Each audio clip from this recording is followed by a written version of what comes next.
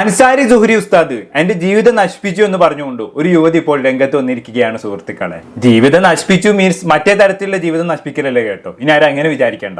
ഈ ജീവിതം നശിപ്പിക്കലോണ്ട് ഉദ്ദേശിച്ചത് അൻസാരി ഉസ്താദ് കാരണം ജീവിതത്തിന് മനസമാധാനം നഷ്ടപ്പെട്ടു, മര്യാദയ്ക്ക് കിടന്നുറങ്ങാൻ പറ്റുന്നില്ല എന്നൊക്കെയാണ് ഈ യുവതി പറയുന്നത്. ഇനി ആരാണ് ഈ യുവതി എന്ന് ചോദിച്ചു കഴിഞ്ഞാണെങ്കിൽ അത് മറ്റാരുമല്ല, മൈൽ സ്റ്റോൺ മേക്കേഴ്സിന്റെ അവതാരികയായിട്ടുള്ള ഹാജറ അലീസനാണ്. പുള്ളിക്കാരി ഒരു സെലിബ്രിറ്റി ഇന്റർവ്യൂവർ ഒക്കെയാണ്. ഇനി എന്താണ് ഈ പറയുന്ന ഹാജറ അലീസണും അൻസാരി സുഹരി ഉസ്താദും തമ്മിലുള്ള ബന്ധം എന്ന് ചോദിച്ചു കഴിഞ്ഞാണെങ്കിൽ അതിനെക്കുറിച്ച് പറയാനാണെങ്കിൽ ഒരുപാടുണ്ട്. നമുക്ക് അതിനെക്കുറിച്ച് ഡീറ്റെയിൽഡ് ആയി തന്നെ പറയേണ്ടതുണ്ട്. അപ്പൊ എല്ലാത്തിനും തുടക്കം എന്ന് പറയുന്നത് ഒരു ഇന്റർവ്യൂവിൽ നിന്നാണ്. ഒരു 6 ദിവസം മുമ്പേ മൈൽ സ്റ്റോൺ മേക്കേഴ്സിൽ ഒരു ഇന്റർവ്യൂ നടന്നിട്ടുണ്ടായിരുന്നു between Hajara Alison and Kollam തുളസിയെ ഗസ്റ്റ് ആക്കി വിളിച്ചുകൊണ്ടുള്ള ഒരു ഇന്റർവ്യൂ ആയിരുന്നു അത്. ഇനി ഇന്റർവ്യൂവിന്റെ വിഷയം എന്താണെന്ന് ചോദിച്ചു കഴിഞ്ഞാണെങ്കിൽ അറിയാലോ, കൊല്ലം തുളസി ഒരു സിനിമാ നടനാണ്. പണ്ട് ഒരുപാട് സിനിമകളിൽ ശ്രദ്ധേയമായിട്ടുള്ള വേഷങ്ങൾ ചെയ്തിട്ടുണ്ട്. അതുപോലെ തന്നെ ഞാൻ രാവിലെ ഗോമൂത്രം എപ്പോഴും കുടിക്കാറുണ്ടെന്നൊക്കെ പറഞ്ഞുകൊണ്ട് ആളെടുക്കുന്ന ഏറെ കയറുകയും ചെയ്തിട്ടുണ്ടായിരുന്നു. പക്ഷെ ഇപ്പോൾ ആളുടെ അവസ്ഥ എന്ന് പറയുന്നത് വളരെ ദയനീയമാണ്. ആളിപ്പോൾ വൃദ്ധസദനത്തിലൊക്കെയാണ് ജീവിക്കുന്നത്. മക്കളാൽ ഉപേക്ഷിക്കപ്പെട്ട് വൃദ്ധസദനത്തിൽ കഴിയുകയാണ്. അതിനിടക്കാണ് മൈൽ സ്റ്റോൺ മേക്കേഴ്സിൽ നിന്നും ഇങ്ങേർക്ക് ഇന്റർവ്യൂവിനുള്ള ഒരു ക്ഷണം വരുന്നതും ഇങ്ങനെ ആ ഇന്റർവ്യൂവിന് പോകുന്നതും. അപ്പൊ നമ്മൾ പറഞ്ഞു വന്നത് എന്താണെന്ന് വെച്ചാണെങ്കിൽ ഈ ഇന്റർവ്യൂവിന്റെ ടോപ്പിക് എന്ന് പറയുന്നത്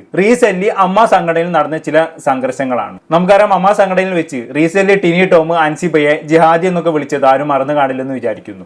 അതുമായി ബന്ധപ്പെട്ട് എത്ര വീഡിയോകൾ നമ്മൾ ചെയ്തിരിക്കുന്നു അല്ലേ. അപ്പൊ അതുമായി ബന്ധപ്പെട്ട ഒരു ചർച്ച നടത്താനാണ് കൊല്ലം തുളസിയെ ഇന്റർവ്യൂവിന് വിളിക്കുന്നത്. എന്തായാലും ഇന്റർവ്യൂ നടന്നുകൊണ്ടിരിക്കുന്നതിനിടയ്ക്ക് അവതാരിക കൊല്ലം തുളസിയോട് ഒരു ചോദ്യം ചോദിച്ചു. ആ ചോദ്യം എന്താണെന്ന് വെച്ചാണെങ്കിൽ ടിനി ടോം അൻസിബയെ ജിഹാദി എന്ന് വിളിച്ചു എന്നുള്ളതാണല്ലോ ഇവിടുത്തെ ചർച്ചാ വിഷയം. അപ്പൊ ജിഹാദി എന്ന് പറയുന്നത് എന്താണ്, നിങ്ങൾക്കൊന്ന് അതിനെ കുറിച്ച് പറയാൻ പറ്റുമോ എന്നുള്ളതായിരുന്നു അവതാരികയുടെ ചോദ്യം. ആ ചോദ്യം അതിന് മറുപടിയുമാണ് എല്ലാത്തിനും തുടക്കം എന്ന് പറയുന്നത്. നോന്തലാന്ന് കേട്ടോക്കാം. ഇതെല്ലാം തുടങ്ങിയത് ഒരു വാക്കിൽ നിന്നാണ്. ജിഹാദി എന്ന് പറയുന്ന ഒരു വാക്ക് ടിനി ചേട്ടൻ അൻസിബയെ വിളിച്ചു എന്നാണ് പരാമർശിക്കുന്നത്. അതിന് എത്രത്തോളം സത്യാവസ്ഥ ഉണ്ടെന്ന് ചേട്ടൻ, കാരണം അത് എനിക്ക് തോന്നുന്നു നിങ്ങളെല്ലാം ഒരു മീറ്റിംഗിൽ ഇരിക്കുന്ന സമയത്താണ് അങ്ങനെ ഒരു വാക്ക്. ഈ ചേട്ടൻ ഈ ചേച്ചി എന്ത് വിളിച്ചെന്നാ കുട്ടി കേട്ടത്?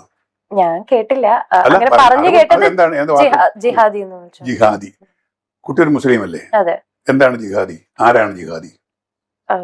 എക്സ്ട്രീം മുസ്ലിം ഇതില് അതായത് വയലന്റ് ആയിട്ട് മുസ്ലിം നേച്ചർ കാണിക്കുന്നവരാണ് നിങ്ങൾ പഠിച്ചിരിക്കുന്നത്. അതാണ് തെറ്റ്. മുസ്ലിമിന് പോലും, യഥാർത്ഥ മുസ്ലിമിൽ എല്ലാവരും ഞാൻ പറയുന്നില്ല, ബഹുഭൂരിപക്ഷം മുസ്ലിമിന് പോലും ജിഹാദി എന്തെന്ന് അറിയില്ല. ഞാൻ പഠിച്ചത്, ഞാൻ ഖുറാൻ പഠിച്ച ആളെന്നല്ല, പക്ഷെ മനസ്സിലാക്കിയിട്ട് ഒരാളാണ്. ഞാൻ മഹാവ്യക്തികളോട് ഞാൻ ചോദിച്ചിട്ടുണ്ട്, മുസ്ലിം പുരോഹിതന്മാരോട് ചോദിച്ചിട്ടുണ്ട്. ജിഹാദി എന്ന് പറഞ്ഞാൽ ഏതെങ്കിലും ഒരു തീരുമാനം, അത് നല്ല ഏത് തീരുമാനമായിക്കോട്ടെ, ഏതൊരു ആശയമായിക്കോട്ടെ, ഏതെങ്കിലും ഒരു പ്രത്യയശാസ്ത്രമായിക്കോട്ടെ, അതിനുവേണ്ടി തീവ്രമായി പണിയെടുത്ത് അതിനെ വിജയിപ്പിക്കാൻ ശ്രമിക്കുന്നതാണ് ജിഹാദ്. അതാണ് ഇവിടെ വളരെ വ്യക്തമായി തന്നെ കൊല്ലം തുളസി ജിഹാദിന്റെ ഡെഫിനിഷൻ പറഞ്ഞു അല്ലേ. നിങ്ങളൊന്നും കരുതുന്ന പോലെയല്ലേ ജിഹാദ് എന്ന വാക്കിന്റെ അർത്ഥം. ഒരു വിഷയത്തിൽ തീവ്രമായി പരിശ്രമിക്കുന്നവരാണ് ജിഹാദി എന്ന് വിളിക്കുന്നത് എന്നുള്ള രീതിയിൽ ഇവിടെ കൊല്ലം തുളസി കൃത്യമായി പറഞ്ഞു വെക്കുന്നുണ്ട് അല്ലേ. ശരിക്കും പറഞ്ഞാൽ ഇന്നത്തെ ഒരു സാമൂഹിക ചുറ്റുപാടിൽ പറയേണ്ട ഒരു കാര്യം തന്നെയാണ് ഇവിടെ കൊല്ലം തുളസി പറഞ്ഞു വെച്ചിട്ടുള്ളത്. കാരണം റീസെന്റ് ഏറ്റവും കൂടുതൽ തെറ്റിദ്ധരിപ്പിക്കപ്പെട്ട ഒരു വേർഡാണ് ഈ പറയുന്ന ജിഹാദി എന്ന് പറയുന്ന വേർഡ്. ഈ അടുത്ത കാലങ്ങളിൽ തീവ്രമായി ഇസ്ലാം മതത്തിൽ പിന്തുടരുന്ന ആളുകൾക്ക് കൊടുക്കുന്ന ഒരു പേരായിട്ട് ജിഹാദി എന്ന പേര് മാറിക്കഴിഞ്ഞു എന്നുള്ളതാണ് അല്ലേ. അതൊരു ക്യാമ്പയിൻ പോലെ ആയി കഴിഞ്ഞു എന്നുള്ളതാണ്. എനിക്ക് തോന്നുന്നത് സംഖ്യകളാണ് ഇതൊക്കെ തുടങ്ങി വെക്കുന്നത്. പിന്നീട് ഈ മറുനാട് മലയാളിയെ പോലുള്ള ആളുകൾ, അതുപോലെ തന്നെ ഹാരിഫ് ഹുസൈനെ പോലുള്ള ആളുകളെല്ലാം ഇത് ഏറ്റെടുക്കുകയായിരുന്നു. മറുനാട് മലയാളിയുടെ സാജൻസ്കാരെ കുറിച്ച് പറയാനാണെങ്കിൽ മൂപ്പരൊരു വാർത്ത പറയുമ്പോൾ പ്രതിസ്ഥാനത്ത് ഒരു മുസ്ലിം ആണെന്നുണ്ടെങ്കിൽ അപ്പം കൊടുക്കുന്ന പേര് ജിഹാദി എന്നായിരിക്കും. പിന്നെ ഹാരിഫ് ഹുസൈന്റെ വീട്ടിൽ എപ്പോഴും ജിഹാദി എന്നുള്ള വേർഡിനാണ് മൂപ്പർ ഉപയോഗിക്കാറുള്ളത്. ഇവരെ സംബന്ധിച്ചിടത്തോളം എക്സ്ട്രീം മുസ്ലിം ആയിട്ടുള്ള ആളുകൾക്ക് ഇവർ കൊടുക്കുന്ന പേരാണ് ജിഹാദി എന്ന് പറയുന്നത്. പക്ഷെ അതല്ല സത്യം എന്നുള്ള ഒരു യാഥാർത്ഥ്യം നമുക്ക് മനസ്സിലാക്കി തരികയാണ് ഇവിടെ കൊല്ലം തുളസി ചെയ്തിട്ടുള്ളത് അല്ലേ. പക്ഷെ അതിനിടയ്ക്ക് കൊല്ലം തുളസി ജിഹാദി എന്താണെന്ന് താങ്കൾക്ക് അറിയുമെന്ന് ചോദിച്ച സമയത്ത് അപ്പുറത്തിരിക്കുന്ന അവതാരികയായിട്ടുള്ള ഹാജറ അലീസൺ പറഞ്ഞെന്താണ്, അത് പിന്നെ എക്സ്ട്രീമായിട്ട് ഇസ്ലാം മതം പിന്തുടരുന്ന ആൾക്കാരെ വിളിക്കുന്ന പേരാണല്ലോ ഈ പറയുന്ന ജിഹാദി എന്നുള്ളത് അല്ലേ. അതിൽ നിന്ന് തന്നെ മനസ്സിലാക്കാൻ പറ്റും ഒരു മുസ്ലിം ആയിരുന്നിട്ട് പോലും ഹാജറക്ക് ജിഹാദ് എന്ന വാക്കിന് അർത്ഥം അറിയില്ല എന്നുള്ളത്. പിന്നെ അറിവില്ലായ്മയെ നമുക്ക് കുറ്റം പറയാൻ പറ്റില്ല കേട്ടോ. എല്ലാവർക്കും എല്ലാം അറിഞ്ഞോളന്നില്ലല്ലോ. ഹാജറ അലീസനെ സംബന്ധിച്ചിടത്തോളം പുള്ളിക്കാരി കേട്ട ജിഹാദി എന്ന വാക്കിന് അർത്ഥം കഴിഞ്ഞ കുറച്ച് കാലങ്ങളായി സോഷ്യൽ മീഡിയ ക്യാമ്പയിന്റെ ഭാഗമായി നടന്നു വരുന്ന അർത്ഥമാണ്. ഈ മറുനാട് മലയാളിയെ പോലുള്ള ആളുകൾ, ആരിഫ് ഹുസൈനെ പോലുള്ള ആളുകൾ സമൂഹത്തിന് മുന്നിൽ പോർട്രേ ചെയ്തിട്ടുള്ള അർത്ഥമാണ്. അതിനപ്പുറത്തേക്കുള്ള അറിവൊന്നും ഹാജറ അലീസൺ ഇല്ല. പുള്ളിക്കാരി അത് വെച്ച് അവിടെ സംസാരിച്ചു എന്നുള്ളതാണ്. എനിവേ, അതവിടെ കിടക്കട്ടെ. ഇനിയാണ് നമ്മൾ ഇവിടെ റിയൽ പ്രശ്നത്തിലേക്ക് വരുന്നത്. ഈ കൊല്ലം തുളസിയുടെയും ഹാജറ അലീസന്റെയും വീഡിയോ റിയാക്ട് ചെയ്തുകൊണ്ട് അൻസാരി ഉസ്താദ് ഒരു വീഡിയോ അങ്ങ് ചെയ്തു. അവിടെ നിന്നാണ് പ്രശ്നങ്ങളെല്ലാം തുടങ്ങുന്നത്. നമ്മൾ എന്തായാലും ആ വീഡിയോ ഒന്ന് കണ്ടോക്കാം. മദ്രസയിൽ പോകാത്ത കിതാബ് ഓതാത്ത കൊല്ലം തുളസി സാറിന്റെയൊക്കെ വിവരത്തിന്റെ 10-1 പോലും നമ്മുടെ കൗമിൽപ്പെട്ട ചിലർക്ക് ഇല്ല എന്ന് ഓർക്കുമ്പോഴേ വളരെ ദയനീയത തോന്നുന്നു. ഒന്ന് കേട്ടു നോക്കി. കുട്ടി ഒരു മുസ്ലിം അല്ലേ? എന്താണ് ജിഹാദി? ആരാണ് ജിഹാദി? പെട്ട് എന്താണ് ജിഹാദ്? എന്താണ് ജിഹാദ്? നീ കേട്ടോ. എക്സ്ട്രീം മുസ്ലിം ഇതില് അതായത് വയലന്റ് ആയിട്ട് മുസ്ലിം നേച്ചർ കാണിക്കുന്നവരാണ്. ജിഹാദ് എന്ന് പറഞ്ഞാൽ എക്സ്ട്രീമിസം, വയലന്റ് ആയിട്ടുള്ള മുസ്ലിം. ആലോചിക്കണം മോളെ. അവിടെ വേഷം കണ്ടുകൊണ്ട് ഈ സമുദായത്തിന്റെ ഭാഗമാണെന്ന് വിചാരിച്ചുകൊണ്ട് പറയാണ്. ഒരാളെ ഇന്റർവ്യൂ ചെയ്യാൻ വേണ്ടി പോകുമ്പോൾ ഏറ്റവും കുറഞ്ഞ ആ ചോദിക്കുന്ന ചോദ്യം അതിന്റെ ഉത്സാരം അകക്കമ്പെങ്കിലും എന്താണെന്ന് മനസ്സിലാക്കാൻ വേണ്ടി ഒന്ന് വായിച്ച് ChatGPT ജെമിനിയുടെ അടുത്ത് ചോദിച്ചാലേ കിട്ടൂലേ, എന്തിനാണ് ഇങ്ങനെ നമ്മൾ പരിഹാസ്യരാകുന്നത്? ഇനിയിപ്പോൾ പറഞ്ഞുതരും ബഹുമാനപ്പെട്ട കൊല്ലം തുളസിദാർ, അദ്ദേഹം മദ്രസയിൽ പോയിട്ടില്ല, കിതാബ് ഓതിയിട്ടില്ല, പ്രഭാഷണം കേൾക്കാൻ പോയിട്ടില്ല, പക്ഷേ അദ്ദേഹത്തിന്റെ ആ വിശാലമായ ഹൃദയം കൊണ്ട് അദ്ദേഹം മറ്റുള്ളവരോട് ചോദിച്ച് മനസ്സിലാക്കിയ ആ ഡെഫിനിഷൻ അദ്ദേഹം സവിസ്തരം ഇവിടെ പറയും. ഒന്ന് സാഗൂതം ഒന്ന് കേട്ടു. അതാണ് തെറ്റ്. മുസ്ലിമിന് പോലും, യഥാർത്ഥ മുസ്ലിമിന്, എല്ലാവരും ഞാൻ പറഞ്ഞില്ല, ബഹുഭൂരിപക്ഷ മുസ്ലിമിന് പോലും ജിഹാദി എന്തെന്ന് അറിയില്ല. ഞാൻ പഠിച്ചത്, ഞാൻ ഖുർആൻ പഠിച്ച ആളെന്നല്ല, പക്ഷെ മനസ്സിലാക്കിയിട്ട് ആളാണ്. ഞാൻ മഹത്തുകളോട്, മഹാവ്യക്തികളോട് ഞാൻ ചോദിച്ചിട്ടുണ്ട്, മുസ്ലിം പുരോഗമനമായി ചോദിച്ചിട്ടുണ്ട്, ജിഹാദി എന്ന് പറഞ്ഞാൽ ഏതെങ്കിലും ഒരു തീരുമാനം, അത് നല്ല ഏത് തീരുമാനമായിക്കോട്ടെ, ഏതൊരു ആശയമായിക്കോട്ടെ, ഏതെങ്കിലും ഒരു പ്രത്യയശാസ്ത്രമായിക്കോട്ടെ, അതിനുവേണ്ടി തീവ്രമായി പണിയെടുത്ത് അതിനെ വിജയിപ്പിക്കാൻ ശ്രമിക്കുന്നതാണ് ജിഹാദി. സ്വാതന്ത്ര്യ സമരത്തിന് വേണ്ടി പണ്ട് ജവഹർലാൽ നെഹ്റുവും മഹാത്മാഗാന്ധിയും ഇടില്ലേ, അവരെ രക്ഷ്യത്തെത്തില്ലേ, അവരും ജിഹാദികളാ അല്ലെന്ന് പറയാൻ പറ്റൂ. അവരുടെ ലക്ഷ്യമുണ്ട്, ഒരു പ്രത്യയശാസ്ത്രമുണ്ട്, അവർക്ക് വിശ്വാസമുണ്ട്. ആ വിശ്വാസം ജയിപ്പിക്കുന്നതിന് വേണ്ടി തീവ്രമായി പരിശ്രമം ചെയ്ത് ആ ലക്ഷ്യസ്ഥാനത്ത് എത്തിക്കുന്നവരാണ് അതിന് ജിഹാദിയാണ്. മനസ്സിലാകും? അതല്ലെങ്കിൽ ഇത് കേട്ടോണ്ടിരിക്കുന്ന മതാധ്യക്ഷൻ തിരുത്തട്ടെ. അങ്ങനെ ജിഹാദി എന്നുള്ള തീവ്രവാദമല്ല, തീവ്രവാദികളെയോ അല്ല, അത് ആദ്യം തിരുത്തണം. അപ്പൊ അതാണ് ജിഹാദി എന്ന വാക്കിന്റെ അർത്ഥം. ഇത്രയും സവിസ്തരം അടിപൊളിയായിട്ട് വിശദീകരിച്ച ഒരു മനുഷ്യന്റെ സമീപകാലത്ത് നിങ്ങൾ കണ്ടിട്ടുണ്ടോ?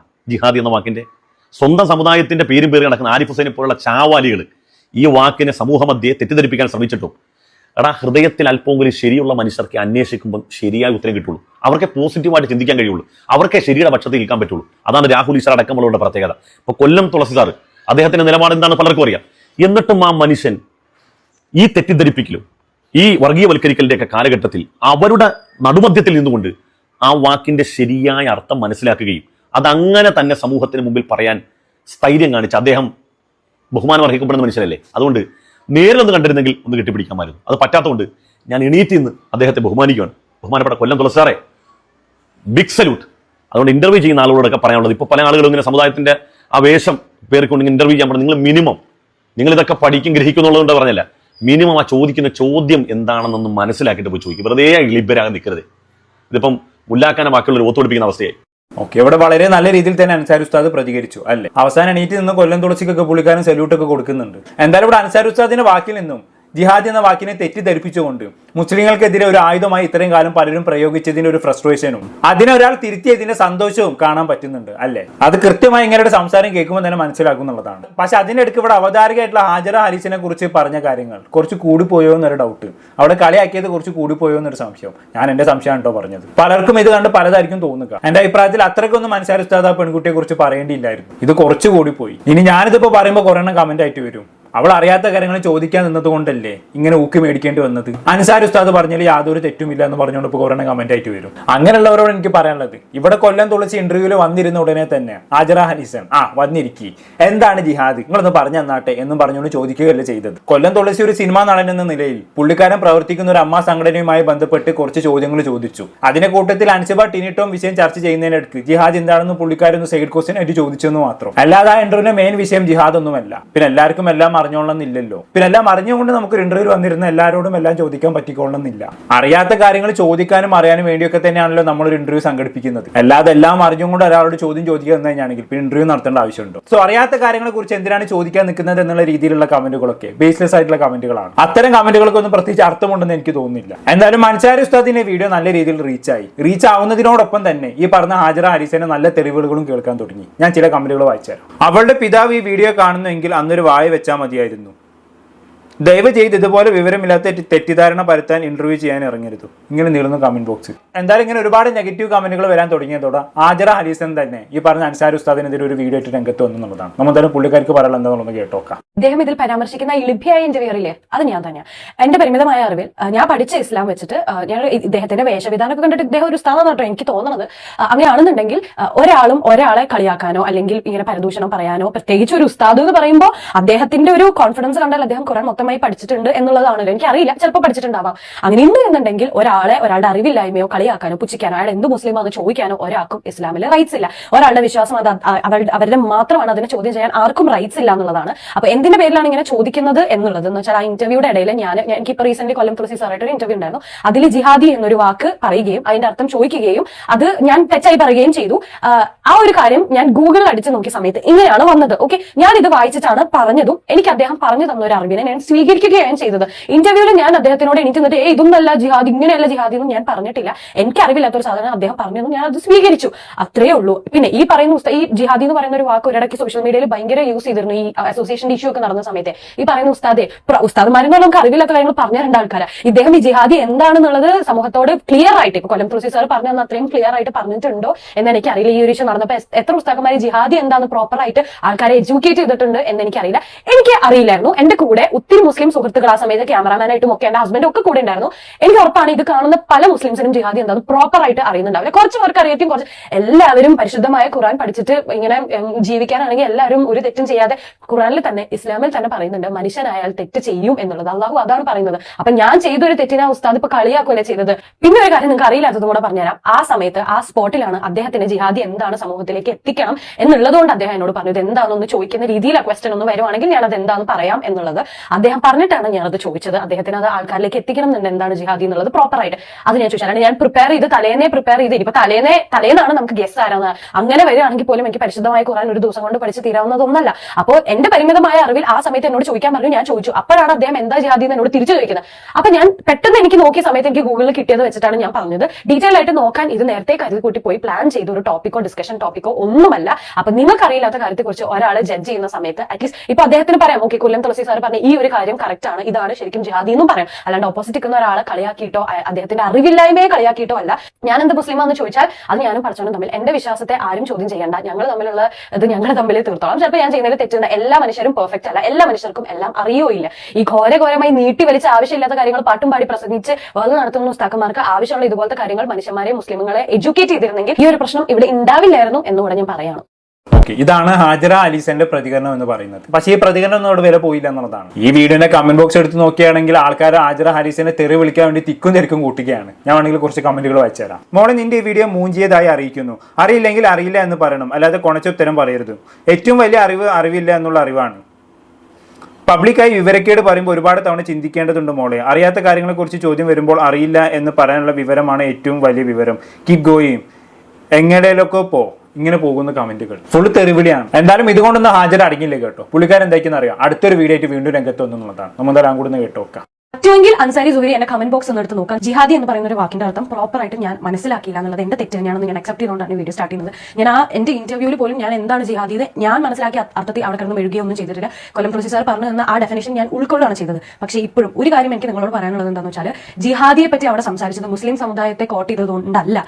അമ്മ അസോസിയേഷനിൽ നടന്ന ഇഷ്യൂവിനെ പറ്റിയാണ് അവിടെ ചോദിക്കുക. ഇന്റർവ്യൂ ഫുള്ള് കണ്ടവർക്ക് അത് മനസ്സിലാവും. അമ്മ അസോസിയേഷനെ പറ്റി സംസാരിക്കുകയും അതിനെ പരാമർശിച്ച് പറയുകയും ചെയ്തപ്പോൾ ജിഹാദി എന്താണെന്ന് ചോദിച്ചപ്പോൾ എന്താണോ ഈ ഒരാൾ വിളിച്ചു എന്നുള്ള പറയുന്നത് ഈ ജിഹാദി എന്ന് അയാൾ പറഞ്ഞ കോൺടെക്സ്റ്റിലാണ് ഞാൻ സംസാരിക്കുന്നത്. പിന്നെ അതൊക്കെ കുറെയൊക്കെ പ്രീ പ്ലാൻഡ് ആണെന്നുള്ളത് മനസ്സിലാക്കാനുള്ള ഒരു ബുദ്ധിയും കാണുന്നവർക്കില്ല, എന്തെങ്കിലും ആവട്ടെ. പക്ഷേ ഞാൻ ജിഹാദിയെ പറ്റി മനസ്സിലാക്കാണ്ട് ഇന്റർവ്യൂ ചെയ്തത് എന്റെ തെറ്റാണ്, ഞാൻ അക്സെപ്റ്റ് ചെയ്യുന്നു. പക്ഷേ ഒരു കാര്യം എന്താണെന്ന് വെച്ചാൽ അൻസാരി സുഹരി എന്ന് പറയുന്ന ആ ഉസ്താദ് ചെയ്തത് തെറ്റ് തന്നെയാണ്. നിങ്ങൾ ഈ പോർഷൻ ഒന്ന് കണ്ടു നോക്കി. വിവരത്തിന്റെ 10-1 പോലും നമ്മുടെ കൗമിൽപ്പെട്ട ചിലർക്ക് ഇല്ല എന്ന് ഓർക്കുമ്പോഴേ വളരെ ദയനീയത തോന്നുന്നു.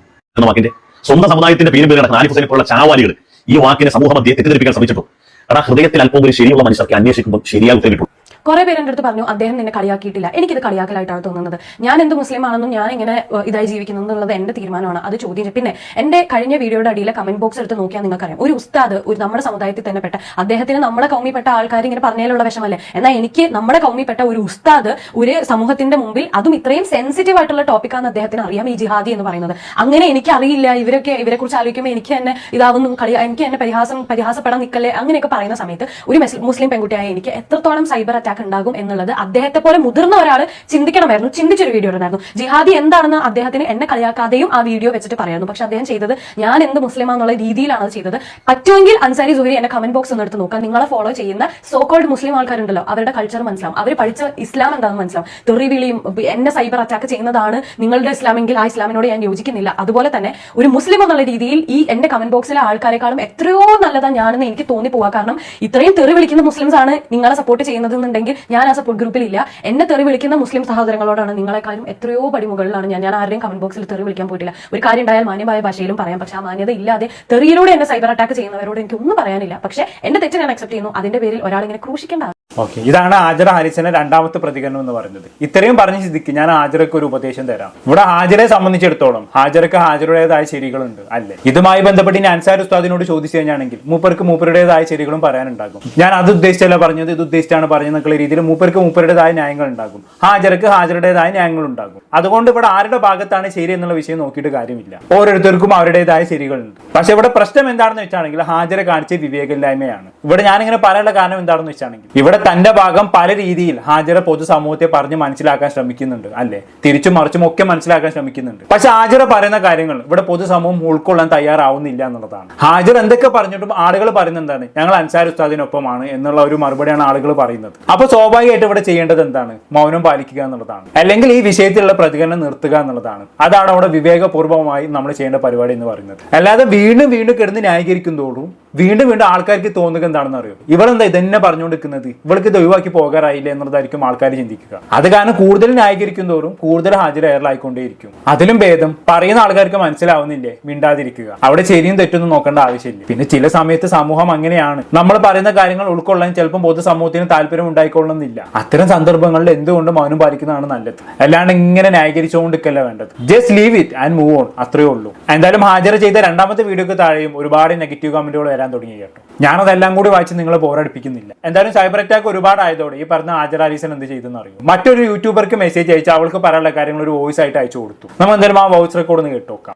അറിയായിരിക്കും അൻസാരി സൂരി എന്ന് പറഞ്ഞിട്ട് ഒരു ഉസ്താദ്. നിങ്ങൾക്ക് കുറച്ച് വീഡിയോസ് ഷെയർ ചെയ്ത് തരാം. ഞാൻ മൈൽ സ്റ്റോൺ മേക്കേഴ്സ് എന്ന് പറയുന്ന ചാനലിലെ സെലിബ്രിറ്റി ഇൻ്റർവ്യൂവറാണ്.